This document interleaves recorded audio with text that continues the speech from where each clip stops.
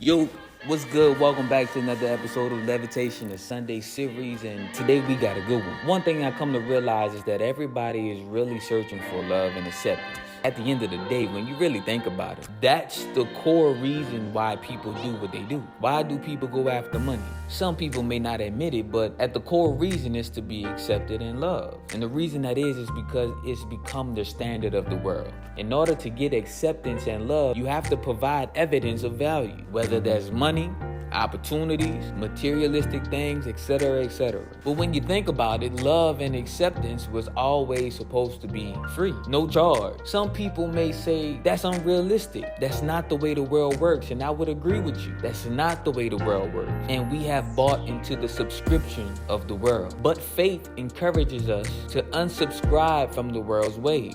Romans 12:2. Don't copy the behaviors and customs of this world, but let God transform you into a new person by changing the way you think. Then you will learn to know God's will for you, which is good, pleasing, and perfect. The way to unsubscribe from the world's claim that love is based on the value you provide is for us to start loving without value being given back. In Matthew chapter 5, verses 43 through 48, it says, "You have heard the law that says love your neighbor and hate your enemy. But I say love your enemy. Pray for those who persecute you. In that way you will be acting as true children of your Father in heaven. But he gives his sunlight to both the evil and the good, and he sends rains on the just and the unjust alike. If you love only those who love you, what reward is there for that? Even corrupt tax collectors do that much. If you are kind only to your friends, how are you different from anyone else? Even pagans do that. But you ought to be perfect, even as your Father in heaven is perfect." Start showing love to people without getting anything in return. Don't show love to people only when it's being shown back to you.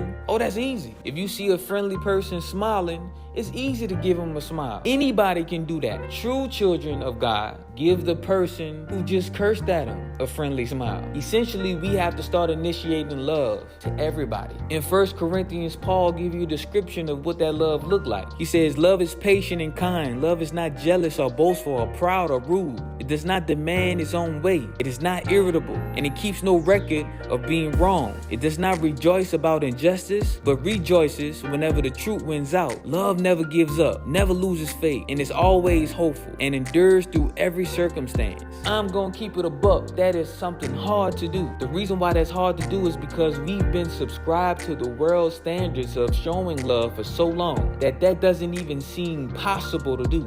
And if we subscribe to Jesus' way of showing love, it's not gonna feel good. You will be taken advantage of. People will automatically assume that you're weak and too nice. People will betray you, and you have to eat that.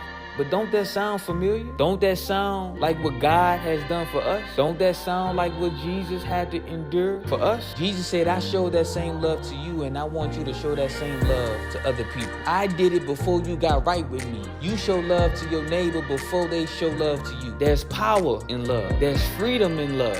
What happens is you start to become free of the world's way. Things that used to matter to you don't matter to you no more. Things that used to stress you out don't stress you out no more. Things you used to get worked up about, get anxious about, be worried about, your future, all that stuff, it don't matter no more because there's freedom in Christ's way. Like, think about it. We can obviously see that the world's way isn't working. And sure, we have people in power that subscribe to that way of thinking. But that don't stop me from choosing to live in love. I ain't got to worry about trying to keep up with people in order to keep friendships.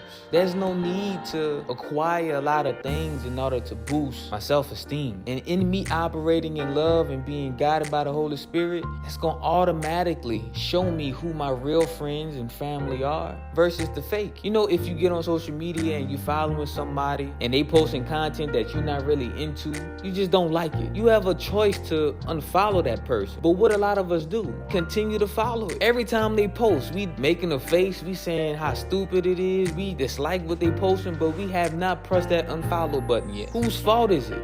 It's not theirs. They got the freedom to post whatever they want to post. But we have a choice to unsubscribe from the content. God has given us a choice to unsubscribe from the world's way. But what a lot of us do, we continue to be locked in. We fussing about all the injustice that's happening, how unfair it is, but we still playing into the same game. Whose fault is that? God has given us a way out. You just have to press that unsubscribe button. But God has given us a way out. So there has to be a decision here. There's a lot of freedom that comes from unsubscribing to the world's way. And there's a whole lot of comfort, joy, peace, and love when you subscribe to God's way. It's your decision. This is Levitation, where we're reaching our highest potential. Stay blessed.